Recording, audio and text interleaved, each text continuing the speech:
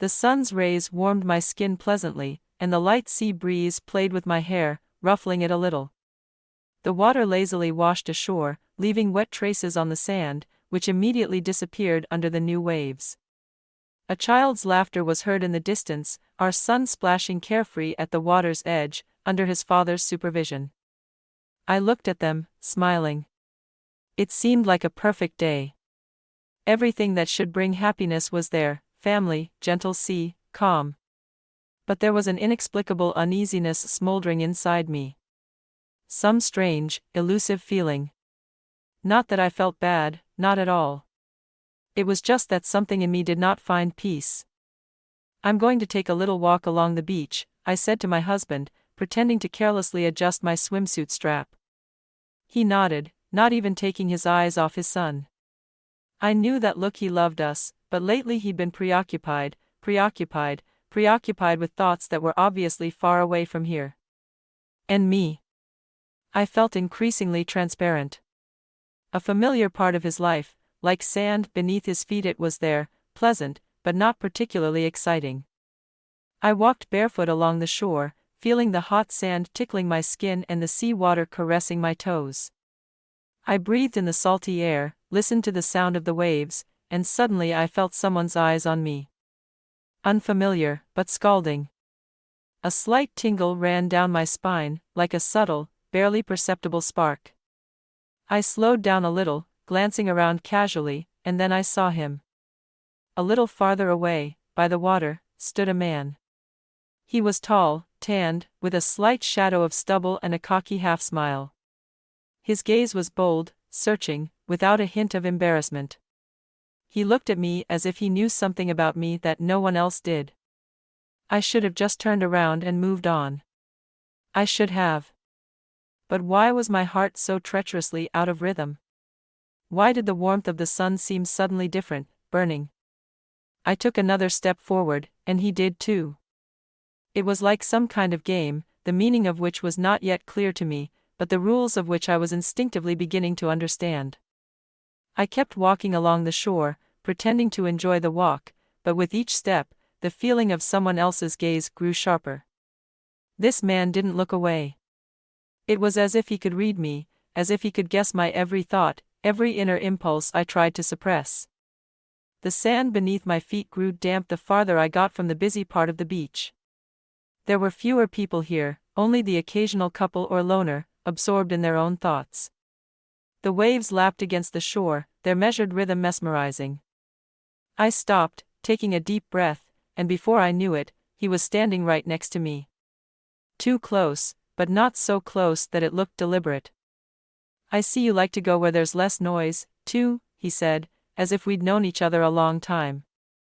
His voice was low, warm, and slightly husky. The words, which in another situation would have sounded ordinary, seemed filled with hidden meaning in his mouth. I raised an eyebrow, feigning slight surprise. "Do you often talk to strangers on the beach?" He grinned, tilting his head slightly to the side. "Only with those who provoke this conversation themselves." I felt the corners of my lips quiver slightly. This stranger wasn't pushy, he wasn't trying to flirt roughly. There was a calm expectation in his gaze. He wasn't rushing me, not imposing himself on me. But that was what was most dangerous. "Provoking?" I repeated, deliberately taking a step to the side to break the invisible tension. He looked at my feet, which the cool water was now touching, before meeting my gaze again. "Yeah. Like you, for example. You're walking along the beach, but instead of looking forward, you keep looking around. Like you're looking for something. Or someone." My fingers clenched slightly into a fist. He was right. "Maybe I just like to watch people," I shrugged, but I felt a slight stirring inside. "Maybe," he nodded, but it was obvious he didn't believe it. There was silence between us for a moment. The seagulls were crying in the distance, and the sun was slowly slipping toward dusk, coloring the sky with warm hues.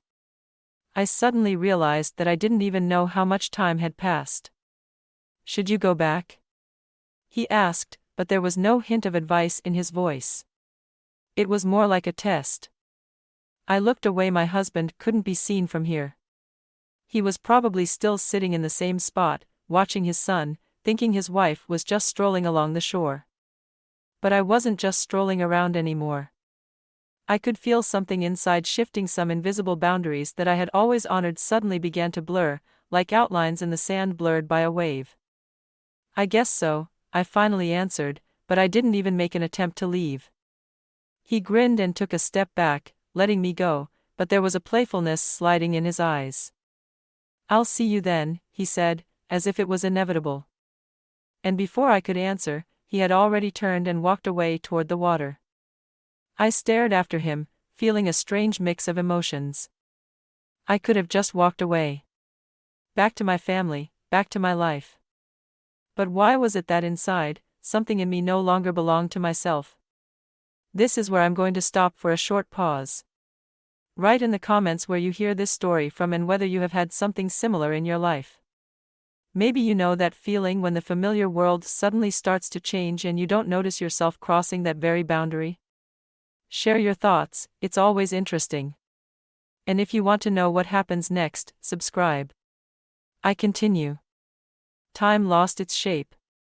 I felt as if I were floating in the moment, a shaky, secret electricity that hung between me and the stranger among the waves. We hadn't touched each other, hadn't said anything explicit, but there was too much in those glances, in the subtle play of words, that shouldn't be there. "I'll see you then," he said before turning around and walking away, leaving behind a feeling of incompleteness. I stared after him, trying to comprehend what had just happened. It seemed like nothing. And yet it was everything. I took a deep breath, closed my eyes for a few seconds, and then turned around, about to head back. But as soon as I took a step, something made me freeze. Feeling. You know that feeling? When you feel someone's eyes on your back. Heavy, penetrating. I looked up sharply and froze. A few meters farther away, among the people on the beach, there he stood. My husband. I knew right away, he saw it. Saw me standing too close to another man. Saw us looking at each other. Maybe he heard part of the conversation. Maybe he didn't know all the details, but he didn't need to.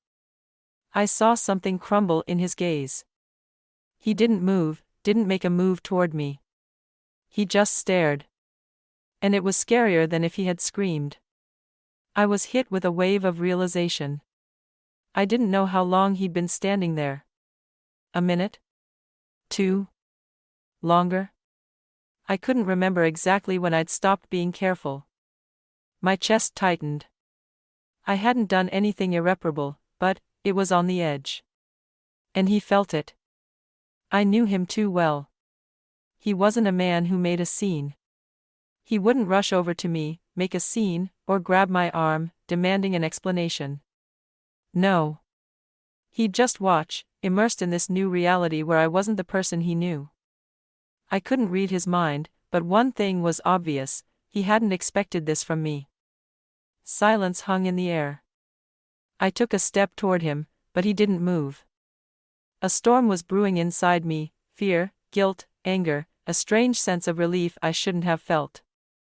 How can I go back to him now if he's already seen the me I tried to hide? I took a step forward.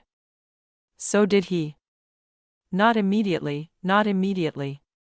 At first he stood as if stunned, as if his breath caught from surprise, from a reality he didn't want to believe.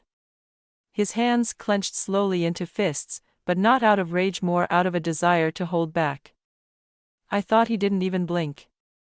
I couldn't tell what he was feeling at that moment, but I knew one thing for sure, his eyes no longer held that familiar confidence. Just uncertainty. Pain. Questions he couldn't say out loud. I didn't move either. In some other life, in some other moment, I probably would have run to him, explaining, making excuses, proving that nothing was wrong. But not this time. Because I suddenly realized he didn't believe me. Even if I said it was a casual conversation, that it didn't mean anything, that everything was just a thought. He still won't believe it.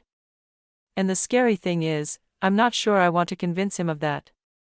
I should have said something, but the words were stuck somewhere between my heart and my throat. He blinked. Finally. He took a deep breath, straightened his back, and took another step. He was close now. His voice was strained, as if he didn't know what to say himself. I looked at him, and in that moment he realized everything. Confusion. But not regret. Not in the way he expected to see him. I wasn't sorry for what happened. I was sorry for his reaction.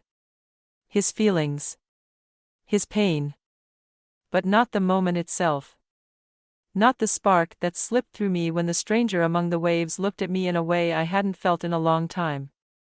And there it was, the realization that came upon him like a thunderclap. He finally understood. Realized that what he saw was no accident. That at some point I was no longer the woman he knew. That I had consciously crossed a boundary, even if only in thought, in emotion, but enough to change everything. I saw his world crack. Did you want this? He asked finally, and there was no accusation in the question. Only the pain of an answer he already knew. I didn't answer right away. I had to choose. Tell the truth? Or pretend it was all nonsense, that he'd misunderstood? I could go back. Back to a life where everything was clear, predictable, stable. Or take a step forward, into the unknown, where nothing is guaranteed. This choice should never have come up in my life. But there he is, standing in front of me. And now everything depends on my answer. The sea continued to roll lazily toward the shore. It was unaware of anything, unaware of my inner turmoil or its treacherous silence. The sand, which I'd grown accustomed to feeling under my feet as something stable, now seemed shaky. The air was filled with the cries of children, the whispering of the wind, but there was a heavy, unbearable silence between us. He looked at me. I looked at him. Somewhere inside me, I wished he would do something, say something, so I wouldn't have to make the choice myself. I wished he'd take the burden off my shoulders, take the need to decide. But he didn't do anything. And that was the scariest part. You don't deny it, do you? He spoke at last, his voice hoarse, alien, as if he didn't recognize himself at that moment. I felt an incomprehensible, almost childlike anger rise in me. Deny it? What?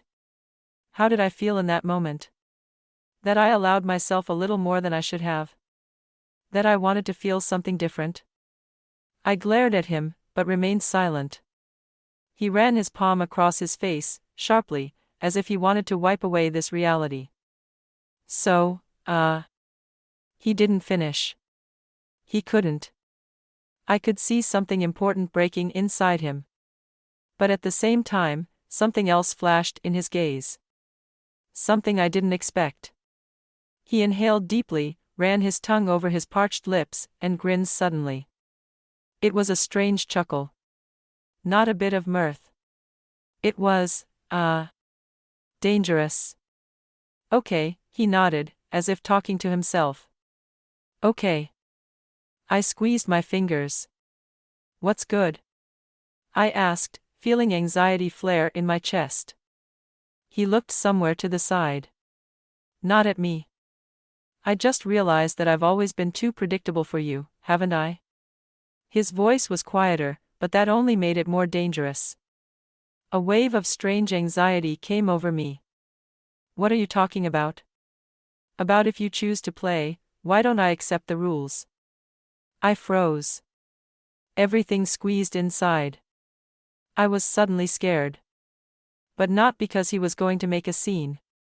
Not because he could walk away, leave me, blame me, do something loud and destructive.